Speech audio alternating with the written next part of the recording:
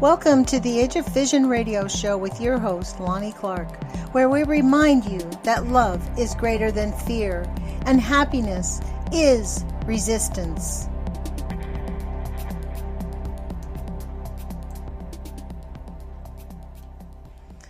Good afternoon. This is Lonnie Clark with the Age of Fission radio show. I want to thank you for joining us. I'm very excited to have back with us Mr. Dave Parrish from Operation Save the Earth. Thank you, Dave, for joining us once again to talk about all things nuclear. It's my pleasure, Lonnie. Thanks for having me on again. Well, your particular peak of interest is the ongoing Fukushima disaster. And there has been some news coming out of Fukushima that nobody really talks about. Well, I mean, that's been the case for a long time, Lonnie. Nobody talks about Fukushima because that's what the cover-up wants us to believe, that everything's fine, no need to worry about everything, just go ahead and eat your fish tacos, you'll be fine, blah, blah, blah. When, the reality is quite something different. I mean, what I've been doing a lot here this year is highlighting the voices of the people of Japan, the victims of the Fukushima nuclear disaster. And I'm going over old videos and articles and things like that. And it's like, wow, I mean, things have really not much changed in the past 8 years since this whole thing began. And that's by design. The cover-up has been in place and been in place in a hardcore way since 2013 when they passed the State Secrets Act in Japan, which basically muffled everybody from, talking about Fukushima. But, by the same token, I look at the people who are showing up in Tokyo every Friday night at the Metropolitan Coalition Against Nukes, and those guys, they refuse to quit. They're still doing that. They're still protesting every Friday. Every Friday, they show up in front of the Prime Minister's residence and they make their voices heard. Wow. And what I'm inspired, especially by that, because they really kind of set a new standard for how to protest. By being persistent and consistent. Look at the Yellow Vest movement in Europe. What do? They show up every weekend, right? It's not an everyday thing. They show up every weekend with their vests and they march and they make their voices heard. Same with Metropolitan Coalitions Against Nukes. They show up every week, every Friday night, from this time to this time, and they make their voices heard. And, it makes a difference. It really does. Do you think it's changing the politicians inside Japan? That's really hard to say. In some ways, yes, but in a lot of ways, no, because bureaucracy in Japan is like, to the nth degree. Everything is sort of micromanaged there. It's just, how they do things, right? And then you layer on top of that, Japanese policy is basically American policy, right? And that's been the case since the end of World War II. So, whatever we say goes, and whatever they say over there, it has to go through committees and more committees and then other committees. But, then you look at, some of the, kind of like, what happened with the midterms here in the United States.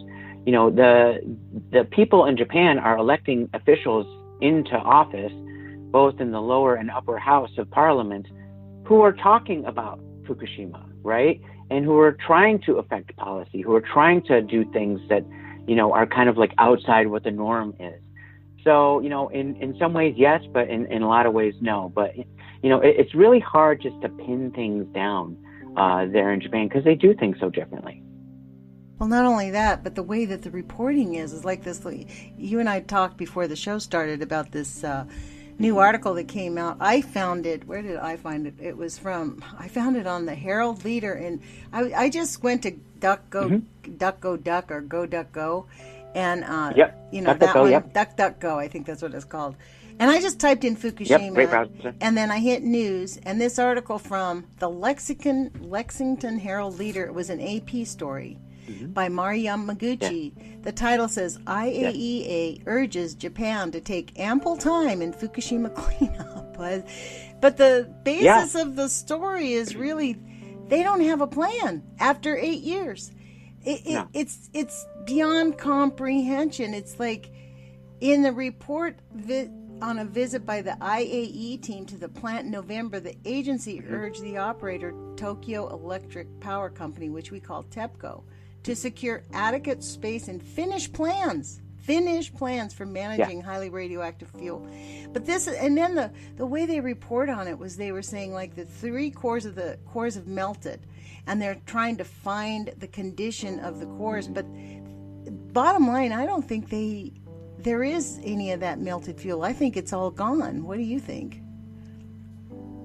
Well, let's see. In the actual plant, Fukushima Daiichi, there is melted fuel. They did find some finally last year in 2018. A robot found some, and their plan this year, TEPCO's plan this year, is to shut off the water in reactor 2 to see how much is really down there. Now, I don't know if they have a contingency plan if something goes wrong or anything like that. And knowing TEPCO, probably not. I mean, this is why the IAEA, is going after them a little bit. I remember reading that. When are they going to turn the water off? That's kind of ridiculous. Don't they need water? It's supposed to be sometime this spring. I mean, they've been pumping fresh water into reactors 1, 2, and 3 this whole time. 2,885 days later, and they're still pumping water. Wow. Okay, that's why there's literally hundreds of tanks filled with radioactive wastewater there at the site, because that's what they've been doing. They pump the water in, they pump the water out, and then they try to filter out all the radioactive materials, and they get some of them, not all of them. We found out last year that another study came out that said, hey, all this water that you said was just tritiated, just had tritium in it, it also has this, and all these other, radionuclides. They insisted for a long time they were able to get everything out but tritium, because tritium you can't get out of water because it's H2-3. So it is water, but radioactive water, and that's just the way it's going to be forever. Oh, yeah. But so they found a whole bunch more stuff. Yeah. So I'm not really surprised, though, that, TEPCO, doesn't have a plan. I mean, when 311 Japan came out, Surviving Japan, the documentary that we produced back in 2012, 2013, we were one of the first documentaries out about Fukushima, and we got a TEPCO official on camera who basically said they didn't have a plan. They just don't have a plan. It's like, so why would there be a plan here 8 years later? I mean, this is a mob-run company. Now it's, government-run. Besides that, how do you make a plan for something you don't understand? Like, you have to be able to comprehend what it is you're dealing with. They have no idea. It's like the last sentence of this story we were talking about. It says nuclear experts, including officials at the IAEA and the Japanese Nuclear Regulatory Authority, have said a controlled release of the water into the Pacific Ocean is the only realistic option. A release, however, is unlikely until after the 2020 Olympic Games in order to avoid concerns among visitors from overseas. Right. That's right. It's beyond, and they really are going to do the 2020 Olympics, aren't they, Dave? Oh, yeah. That's unavoidable at this time. I mean, the apparatus is in place. The leaders from the IOC went and visited Japan last year to see how things were going. And they didn't say boo about Fukushima. They didn't say anything about it. They were like, oh, well, Prime Minister Abe must be right. Things are going apace. We'll see you in 2020. I mean, that's all they care about. All they care about is continuing their propaganda and continuing, their status quo, right? They don't care that, this 2-week event takes precedence over this forever event at Fukushima Daiichi, right? And, just the fact that they alluded, like you said at the end of this article, to the fact that they will not dump this water until after 2020, it doesn't surprise me in the least, because that's what they want, right? It's not about what the people want. It's not about what, the victims want, because if the victims got what they wanted, there would have been an actual evacuation notice that was put out by the government after the disaster began in 2011. Still to this day, that, if you want to leave, okay, but, we won't really give you any kind of subsidies or anything like that anymore.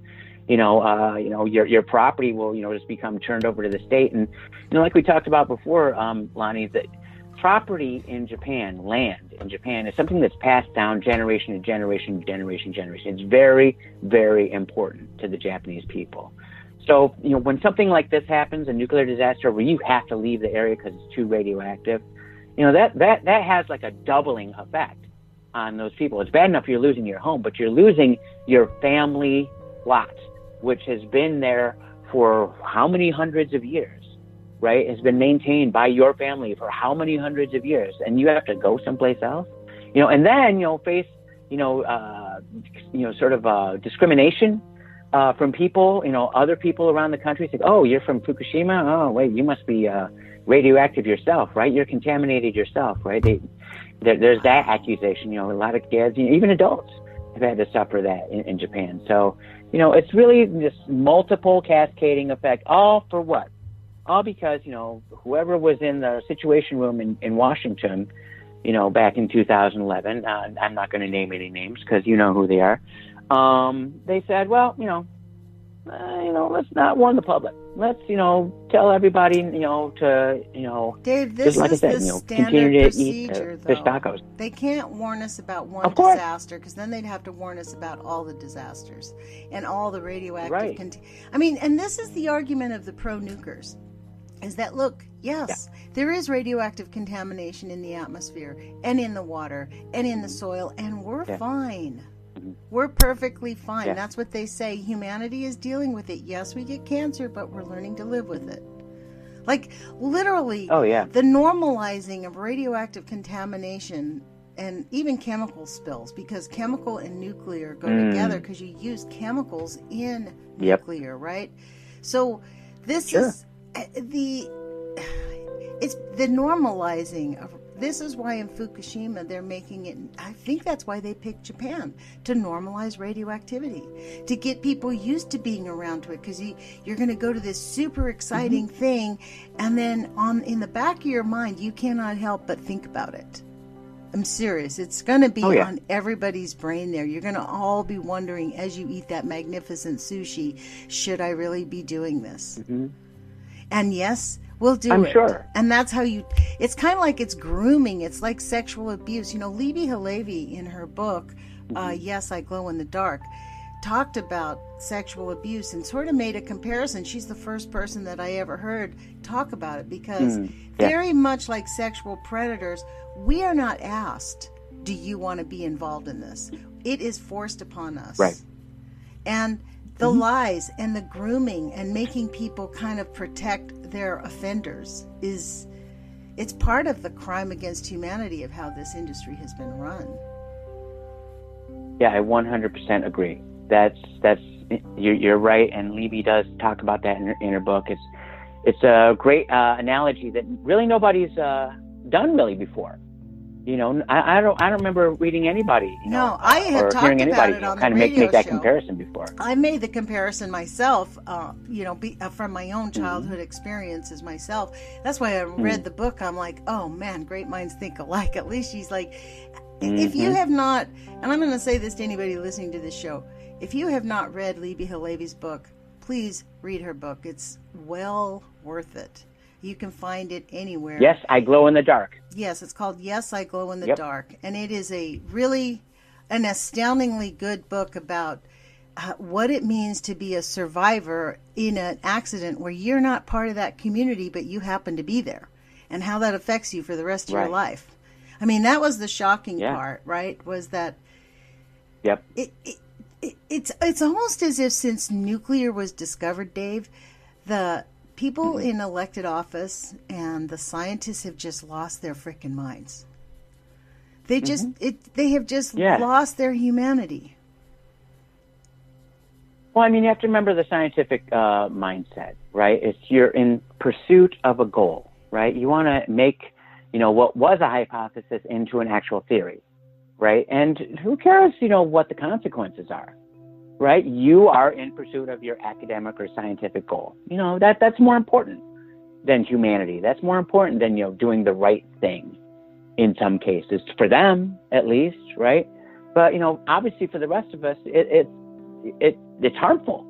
We've talked about it many times, the effects of low dose radiation on kids and women, the effects, on a psychological basis that these things, take place. Look at the mothers in St. Louis, all the stress that has caused, with everything. And look at the workers in Hanford. It's not just the physical maladies that we have to deal with. Even in Japan, a country that has a very high suicide rate. They're fourth in the world with suicides, right? This situation with Fukushima Daiichi, it ain't helping. I'll tell you that right now, because it's making this whole next generation coming up feel helpless, right? And who does that help? Just the people in power, just the people who want to have what they want, and screw everybody else, basically. And that's the weird part, is it's just about money and profit. Like this whole, I find that this new idea of capitalism over everything is just anti-human. It's anti-life. Oh, yeah. It's, to me, I just can't see, because we're already in it. This is the point that, this is why, to me, Fukushima is kind of the icing on the cake. But we have Sellafield. Like when I did not understand right. the process that we're in until Fukushima happened. Then I started paying attention, and I started digging. Like you encourage everybody that listens to us, go do your own research. Go look around. Go to DuckDuckGo and just type in whatever city you live in and put the word nuclear after it.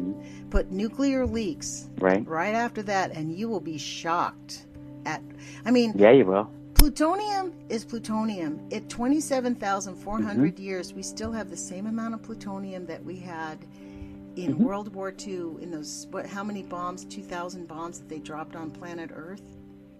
We have just as much plutonium. So this is why the pro-nukers say, see, we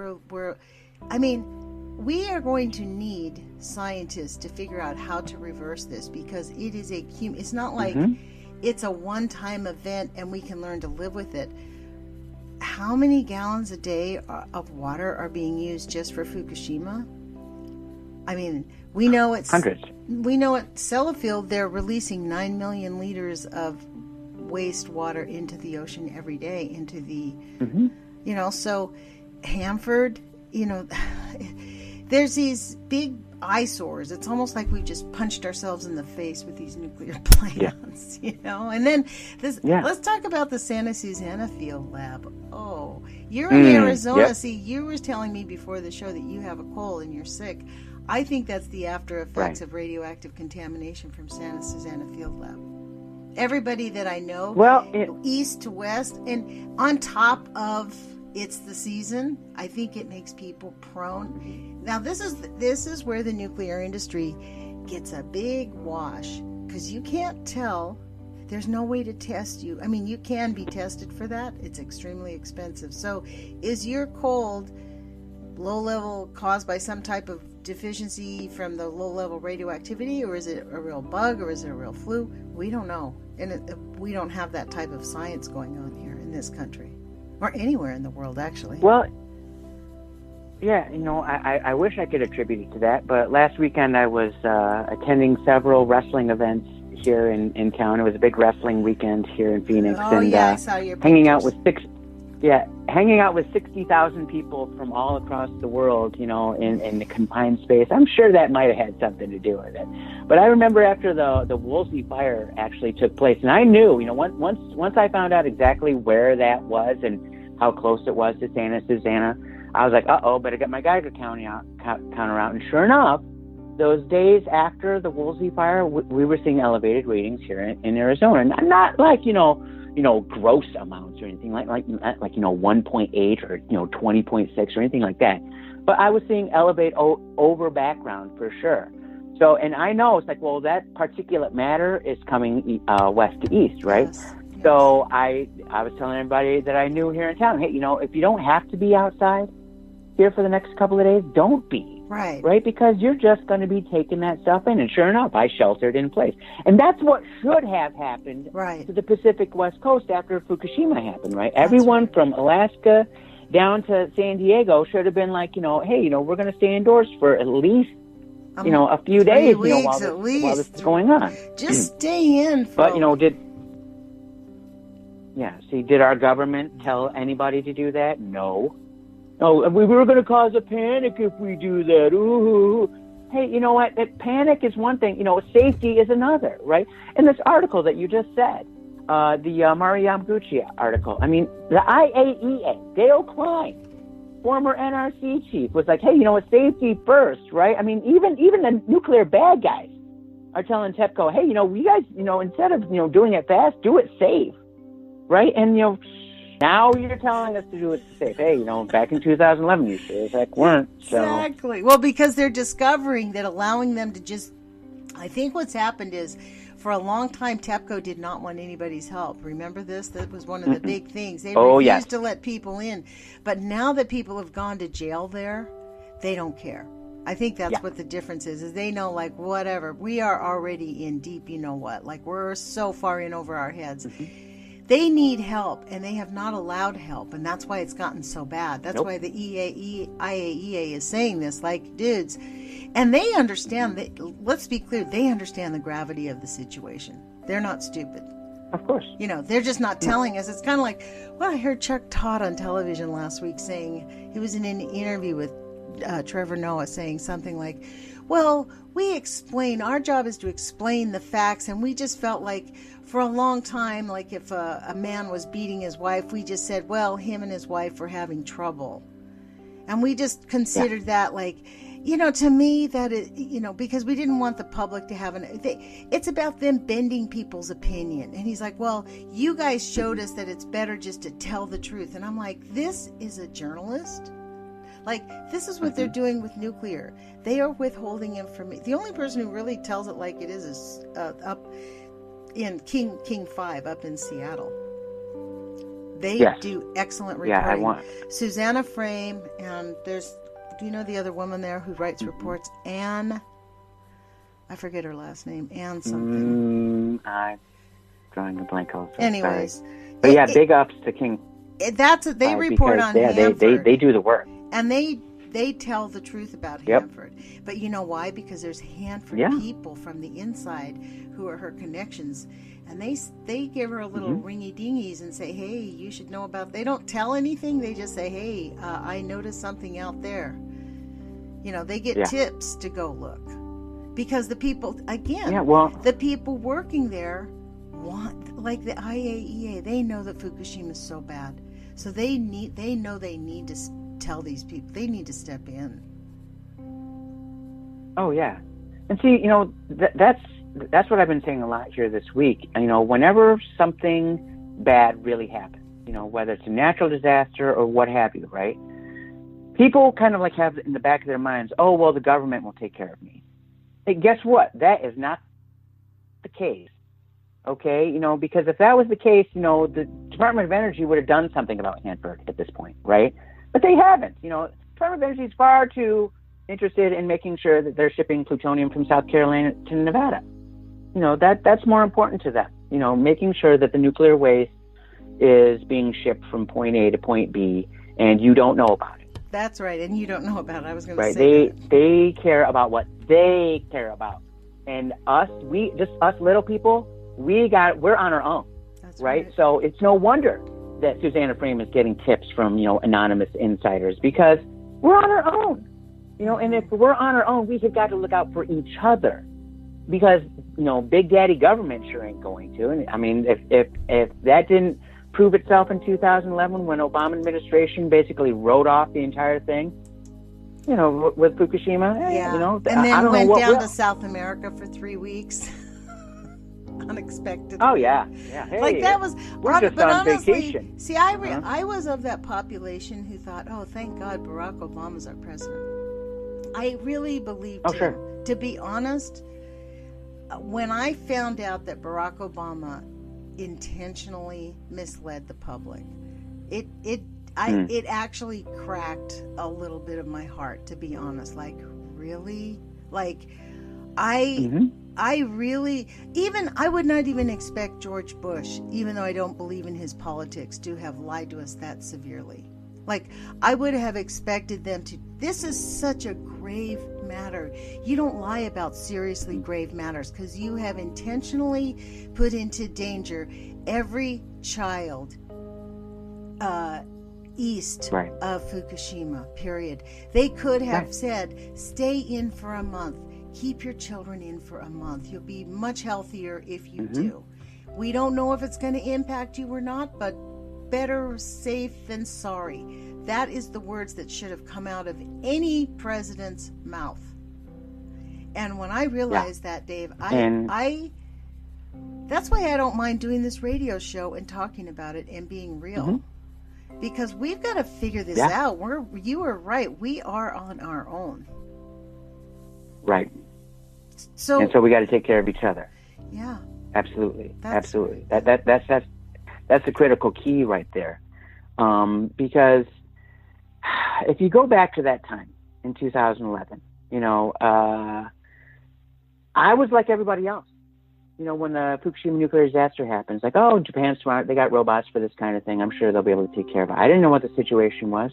And, a couple weeks later, they trot, Michio Kaku out to the Dr. Oz show. And, he says, oh, well, the solution to pollution is dilution and don't worry about it. Go back to eating your fish tacos, right? And, I'm looking at the worried moms in that audience, the Dr. Oz show, who are like really worried. And they're kind of like skeptical. He's like, well, these so-called experts here on stage are telling me not to worry, but I'm kind of worried because, when's the last time we had a triple meltdown? Oh, wait, never. Right? And, how much radiation has actually been released here? Exactly. Oh, we don't know. Still to this day, Lonnie, we do not know exactly how much radiation was released. I've read a number of reports and heard a lot of testimonies, and it's there's just a ballpark figure to this point. So how much is in the reactors, how much left the reactors. It's kind of a 50-50. It's some of it was vented, some of it got sent out in the atmosphere with the explosions, right? So some of it is melted, some of it is in the down in the containment somewhere. We don't know where exactly. Still to this day, reactors 1 and 3, no clue where any of that melted fuel is. And, I can understand, feeling like, betrayed by Obama. But, when you go back and look at, who was backing him when he was running for president, and you find out that Exelon was one of his primary after that I actually did. You're right. And I didn't even understand what See, before the accident, I did not understand that the nuclear industry was not prepared for an accident. I really believe that they understood the nuclear, that 3 Mile Island, the reason that 3 Mile Island was only a small little tiny problem was because they knew how to handle it and they fixed it right away. That was my perception. Right. So understanding that, in fact, 3 Mile Island is still not taken care of. I was shocked when I read Levy's book about that it's not finished. They just capped it up. It is still a gigantic mess in there. Right. And it is still highly radioactive. Yeah. So they didn't fix anything. They just capped it up. It's. And I'm sure when President Carter went to go visit the site back then at 3 Mile Island, he probably saw what, the writing was on the wall. It's like, hey, we need to shut down every nuclear reactor in this country. But like President Obama, so many years later, he held his tongue. He didn't really do anything about it. I mean, isn't that the $60 million question for real? Like, why the complete 100% secrecy and silence about it? What is going on? Why is it like the new N-word? You cannot say nuclear to anybody in business. You can't talk about it. You can't say it makes people sick. You can't ask your doctor most of the times. And if you do, the testing is expensive.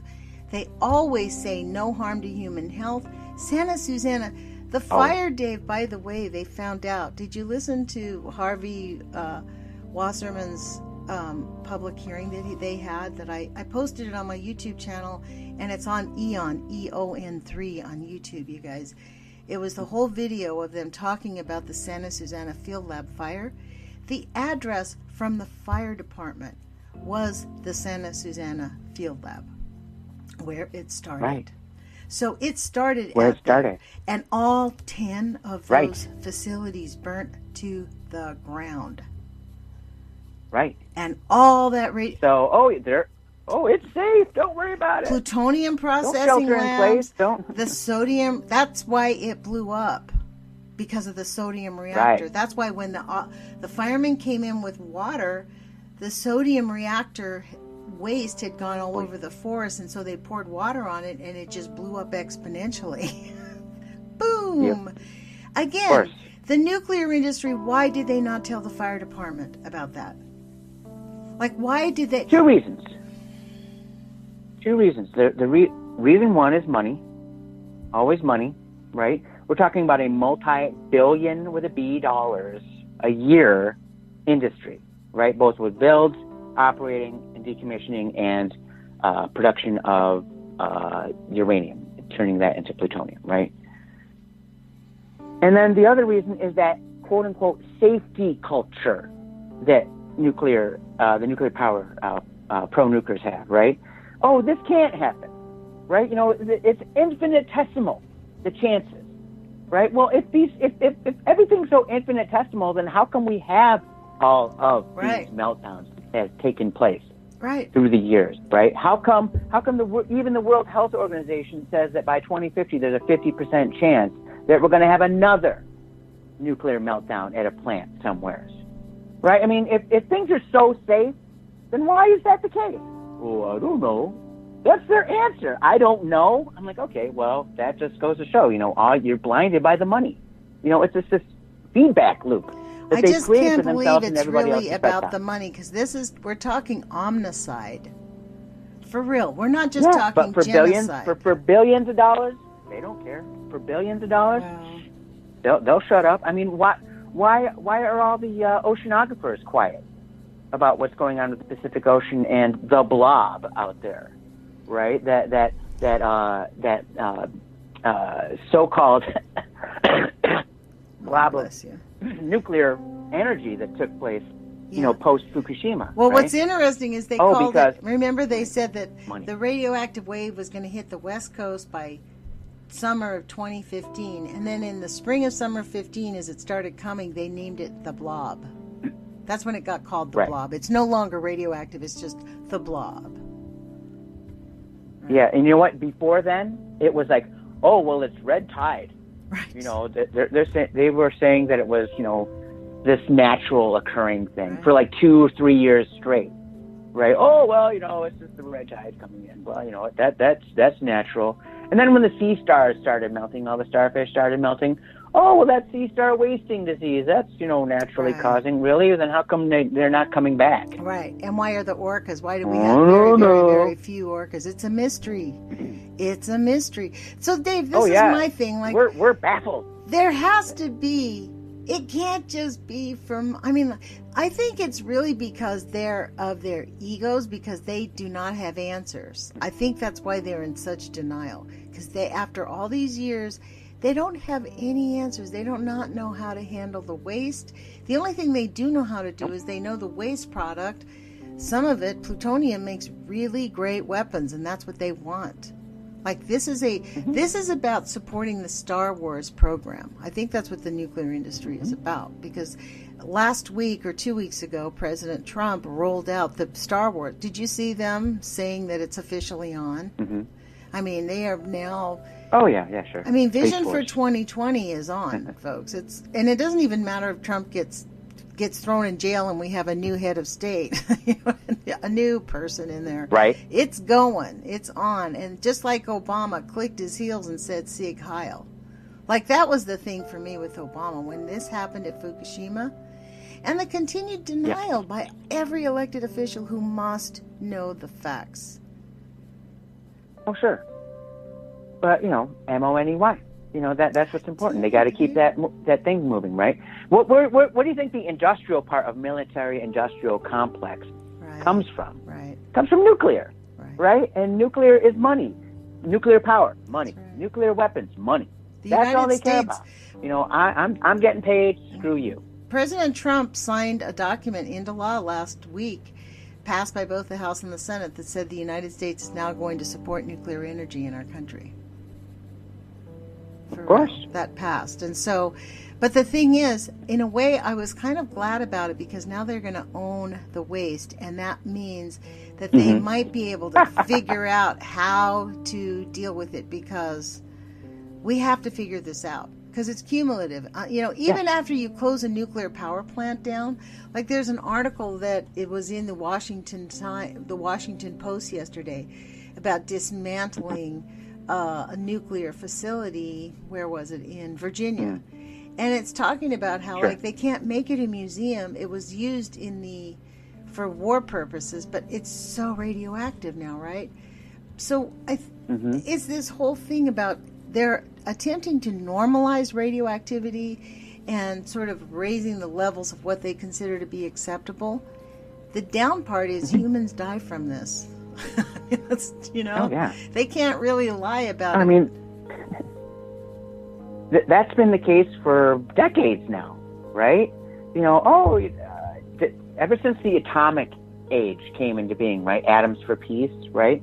Normalization of, both cancer and radiation have been in play, right? But, I mean, we've obviously learned nothing from what Madame Curie did with that type of testing, back in the day. Oh, well, Madame Curie died from radiation poisoning, didn't she, right? So her clothes are still radioactive. Still, you have to put on a suit to go look at her clothes.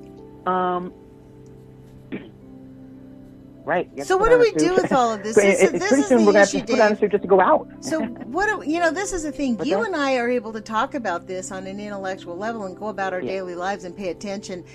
It seems, though, as if we make all these... Now, Donna Gilmore is very good. Donna Gilmore is from San Onofre Safety. Yeah, she's great.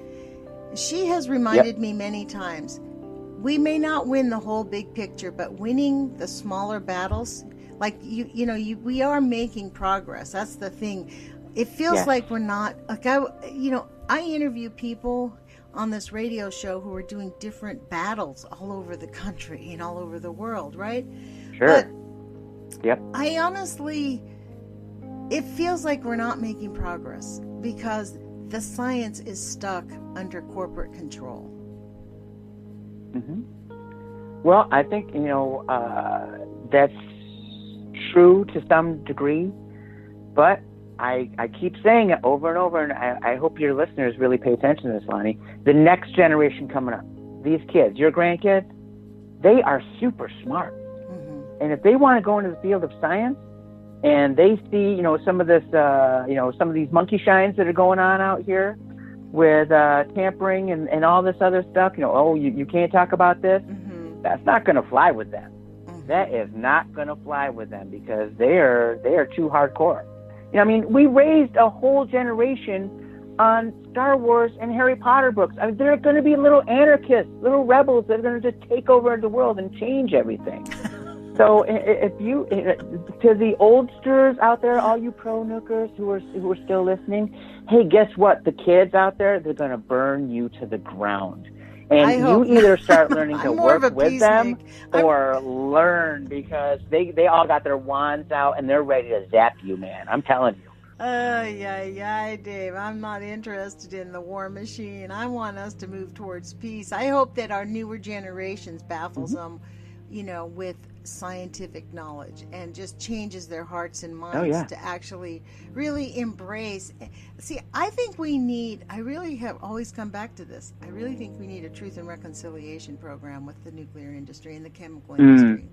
And we need them to say, you know what, you're 100% right. agree.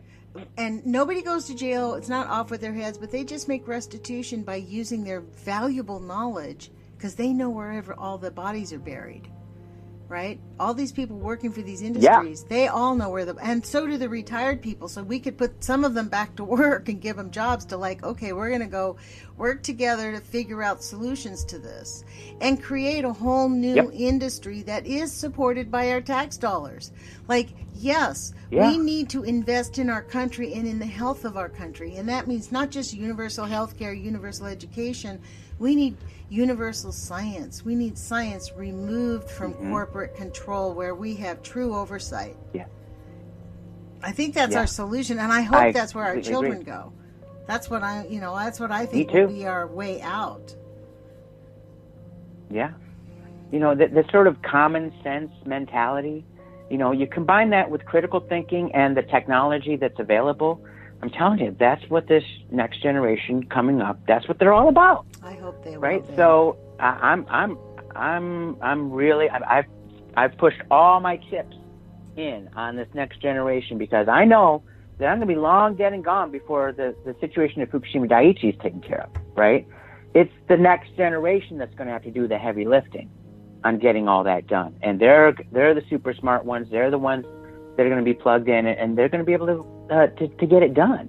I have ultimate faith in them because I've seen them grow up, and it's like, these kids are so smart.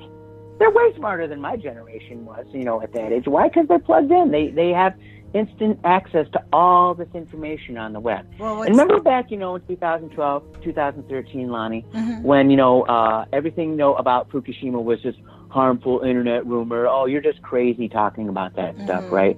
You're just some conspiracy nut, who's talking about Fukushima. It's like, I knew back then, it's like, oh yeah, go ahead and throw that label on me. I know it's not going to stick because I am going to be able to come at you in a persistent and consistent way, day after day, year after year, and show you that is simply not the case. And that has worked out to be true. Here it is, 2019. What did we have last year? 60 Minutes finally came out and said, wow, hey, there's a real problem here at Fukushima Daiichi. One that's going to be longer than 30 or 40 years like they had projected. Even Mr. Robot says, I'm looking at kind of 50 or 60 as a little bit more accurate. It's like, yeah, probably more, right? And we're talking about hundreds of billions of dollars is going to have to be spent to fix the problem there at Fukushima Daiichi because it's still not fixed right to this day. And we're a long way off. We haven't even got started yet. The ice wall, that was a Band-Aid that didn't stick, right? So now we have knowing it was all failing. This stuff at me. They did that for money. They knew it was going to fail. Remember, Dave, there were early reports that the ice wall would not work. And then when they started doing it, it didn't work. So then instead of quitting it, they revised it. They asked for more money. They got more money. They redid it. I mean, they knew it was going to fail. And in fact, it's actually made the foundations of those plants less firm. It undermined their efforts. It's like really created that's why they haven't seen the fuel, because they spent all that money on that ice wall. Like they are really, the thing is, they don't want to tell us. A lot of the fuel is just not there. It's in China syndrome. It's melted through. It's going into the earth. It's going into the ocean. It's spewing out. There's no stopping it. They just need to say it. Into the aquifer, yes. I mean, they just need to say it. And that way, no more of these games. Because guess what? They still get to make billions. Because we still need their brains to figure it out. And think of how the medical industry could actually modify its statements to the people of Japan instead of saying, you are definitely not affected by radioactivity, and sorry, we're not helping you if you think you are. I mean, that's essentially what happens to people in Japan, right? That's not a rumor. Correct me if I'm wrong. I mean, no, you're right. So, I mean, think of how that would modify the medical industry if they would just embrace the reality and their humanity once again. They could still make billions because there are still plenty of sick people. Obviously, as we see by our rising cancer rates here in the United States, here in North America. Yes. I mean, it was different, back in the 70s and 80s when the anti-nukers, back then, that grew out of the flower power generation, right? The conscientious people, and then Dr. Caldecott, came around to the American Medical Association, said, "Hey, this is a real problem here, right? Can we all band together and get some progress on this?" And back then, they actually had reports out, studies out, actual things that were being directed towards that. Right, but you don't see that now, right? Because a generation later, who talks about nukes? It's not like my generation that when they aired that. Remember that TV movie, The Day After, in the 80s, about the nuclear war. That movie had such an impact that even President Reagan was like, "Whoa, we need to really think about this nuclear war, power thing, because this is he got shook by watching that movie. A lot of people did, myself included. I remember watching that when it was out. I remember us talking about it. Why don't you briefly explain it? We have about 5 minutes left, but briefly, really in a nutshell, tell people who have never heard of it. What did it do? Like what was so graphic about it that it shook people up? Well, what it did was, show the lead up to an atomic strike here in the United States, and then the after effects, right? People who were in these fallout zones, who were eating whatever food they could find, because their entire infrastructure was blown to bits. And then they would get sick. Yeah. You're drinking, tainted water. You're eating tainted food. You're getting sick and you're dying. Right? This is what we saw after Hiroshima and Nagasaki. So this is what we would see here in the United States as well, or any place where you'd have nuclear conflagration, right? And in a larger way. Oh yeah. Oh gosh, in Fallujah for sure. And that also took place in the 60s during the nuclear testing in the Pacific Ocean. The wind blows from west to east, so any type of nuclear testing in the Pacific blows where? Right. Blows towards the United States, right? Nuclear testing in Nevada blows where? From Nevada eastward, right? So if you're in that immediate downwind area, you are being affected by this radiation. And okay, you can't smell it, you can't taste it, you can't, sense radiation around you. You need a Geiger counter to do that. It doesn't mean that you're not affected by it, right? And I keep saying it all the time. I mean, people who've been affected by cancer. I've had people in my immediate family who've been affected by cancer, thyroid cancer in particular, in the last, 5 years. Gee, I wonder where that came from. Right. And, this is just going to continue. I know two young men that have brain cancers. They've had to go in for brain cancer. I mean, and when you mean young, you mean younger than 20. I right? mean like 11. One is 11, and the other one is 14. Mm-hmm. Well, I guess he was 15 when he got it, but he started showing the symptoms at 14. So then they diagnosed it. Mm-hmm. But I think he had brain, and the other one I think has not brain, but it's some other type of cancer, like a bone cancer, I think it is. I don't know. Yeah. They treated him and said studies have shown how many. I mean, you know this, Lonnie. Your listeners know this as well. Studies have shown how many times over that children, doesn't matter if you're a boy or girl, children are especially affected by the effects of radiation. It damages. You're developing. It damages their DNA, and then they get sick, and then it's something they live with for the rest of their lives if they live at all. Right. Well, the one little boy who's 11, he's been sick since the day he was born. He's had in and out of the hospital. To him, this was just like another thing that he's had to deal with. He's been fighting this back and forth since he was, I think, 5 or 6 or something. It's just like he's had heart surgery. He had a weak heart. They found a hole in his heart. Tell me that's not from radiation. Yeah. That's not from. Come on now.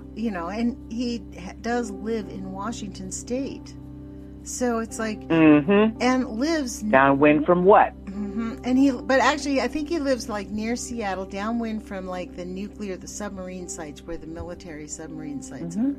So there's nuclear exposure. Plus, right on the edge of Fukushima, like he developed the heart thing like 9 months after Fukushima happened. And I'm like, are you kidding me? Didn't that? I said that to his mother. I don't know how you can believe this is not related. Sure. She's like, I never even and then, thought of I'm sure she's in denial about it. Yeah. Well, her doctor said, she asked her doctor, and they kind of got mad at her, said, you're just being paranoid. I don't want you to make your child afraid. Hey, how about making your child safe and healthy? Yeah. What happened to the Hippocratic Oath? Do no harm. Right. Y'all are failing, doctors out there. Yeah, I'm talking to you. You are not getting it done right, because if we have this cancer epidemic that's going on where kids are getting cancer like it's the flu, right? And you guys are saying, oh well, don't blame Fukushima, don't blame radiation. What are you really doing? Right. Are you really helping your patients? No, you are not. You're just telling them to stick their heads in the sand like you already have, like you've already been paid to, right? That's not acceptable to me. That is not acceptable. I love that. It is not acceptable. I agree, Dave. It is not acceptable. And we need them to change their minds. It's simple. You have to step out. We need them to start being humane. We need people to start telling the truth. We need to free science from corporate control. They need to value our lives more than they value money. Because we're not going to have a planet if we don't stick together and figure this out. Well, look, Dave, we're down to like a minute and a half left. I really appreciate you coming onto the show. Why don't you tell our listeners how to find your website? Sure. All you have to do is go to www.operationsavetheearth.com, and you can start your journey right there. You can start learning about the entire history of the Fukushima nuclear disaster, and there's our helpful link section is the most comprehensive link section about Fukushima on the web. So, you got no excuses really right there. And also, you can follow us on Twitter. That's at OSTE 8 minutes, and the number 8 and minutes. And right there is where you get all the latest Fukushima news of the week. Or you can go to subscribe to Dave's YouTube channel also. It's Dave Parrish, Parrish. It's Fuku Fridays. He puts out a 10-minute video, which I add to the end of this show every week now. You can also listen to that on my podcast on Spreaker. It's called Operation Save the Earth. If you Googled it, you might find it. So we really appreciate everybody joining us.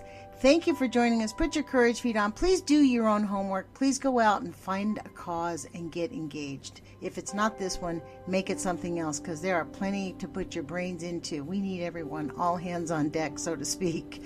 So we really appreciate you, Dave, joining us. Put your courage feet on, and remember, happiness is resistance and love is greater than fear. I'll talk to you guys next week. Thanks, Lonnie. Thank you, Dave. 8 minutes to determine the difference between fantasy and reality. It sounds harder than it actually is. Hey y'all, it's Dave here from Operation Save the Earth, and this is the Fuku Friday Happy Hour Hangout for February 8th, 2019. In our continuing effort to raise awareness of the victims of the ongoing Fukushima nuclear disaster in Japan, I want to highlight 2 very different reports I read this week about Fukushima radiation and how, in the short term at least, it affects the lives of people living in the areas deemed as difficult to return to. First, Simon Denyer from the Washington Post, of all places, put out a clear-eyed story highlighting the realities of what elders from Namie town in Japan are going through. I say of all places because, to date, the Washington Post has been one of the mainstays of what is known as the Fukushima cover-up, so it was a bit of a surprise to read. In the article, he quotes former citizens of Namie who talk about how the PR push to show that Fukushima Prefecture is rebuilding after the disaster is really hurting the people instead, pushing aside their real concerns and opportunities for solutions in favor of fulfilling some government-ordained plan instead. It's always heartbreaking to hear what it's really like to lose a home and community to an unnatural disaster like what's happening at Fukushima Daiichi, and I encourage everyone to click the links below in the comments section to read about it themselves. Farmers, fishermen, and normal, everyday people have had to endure this nightmare for almost 8 full years now, and as long as things are going the way that they are, their reality will continue to be the same, one of despair. Now, compare that to a report that was printed in The Conversation, an academia-based journalism outlet from Philip Thomas, professor of risk management at the University of Bristol, home of the Southwest Nuclear Hub, by the way. In 2017, Mr. Thomas presented the findings of a study that was funded in part by the Atomic Energy Commission of India to illustrate how evacuating after nuclear disasters is usually a waste of time and money.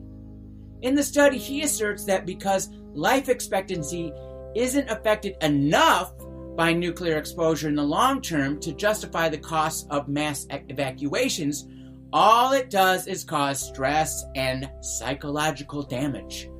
Using some made-up algorithm from 2006, he says, you'd maybe only save a few months of extra life by moving out of an area affected by radiation exposure from a catastrophe like Chernobyl or Fukushima. Therefore, staying in place and just dealing with the fluctuating radiation rates is easier, cheaper, and causes less stress.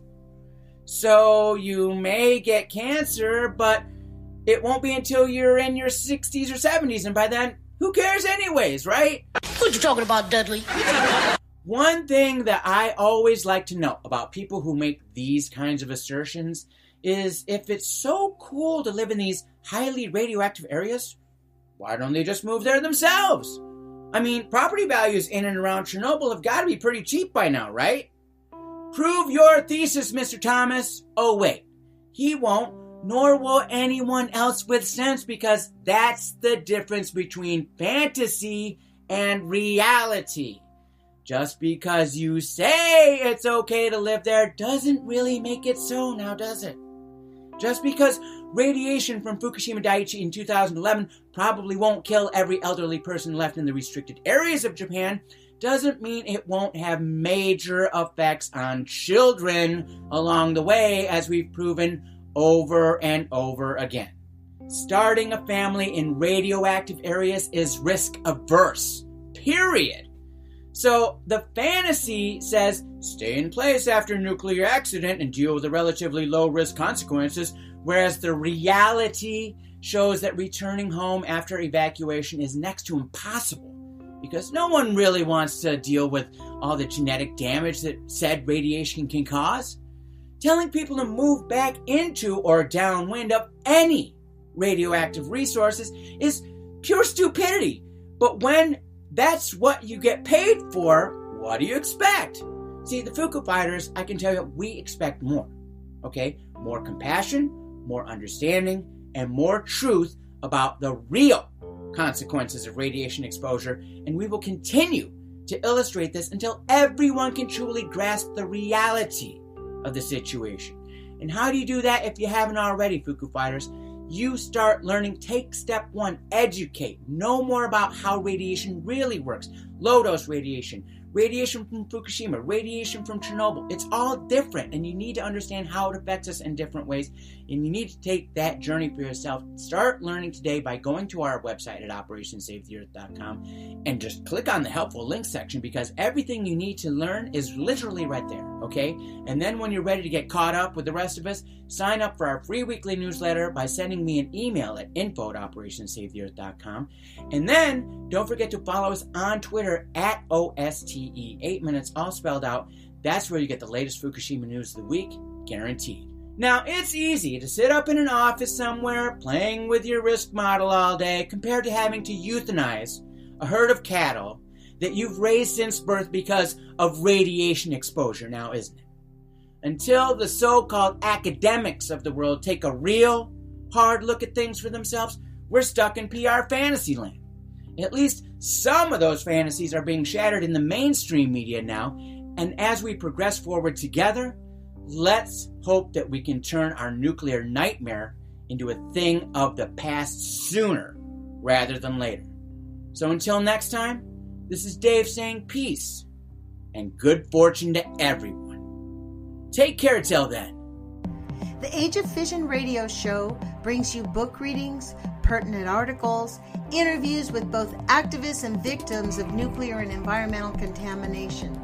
We strive to deliver only the facts from reliable sources. We want to remind you that love is greater than fear, and happiness is resistance. Our dedication to love and happiness paves the road for innovation and healing. As we face our harsh reality, let us hold each other up and rejoice in our humanity. If you want to comment, please send your thoughts to ageoffission@gmail.com.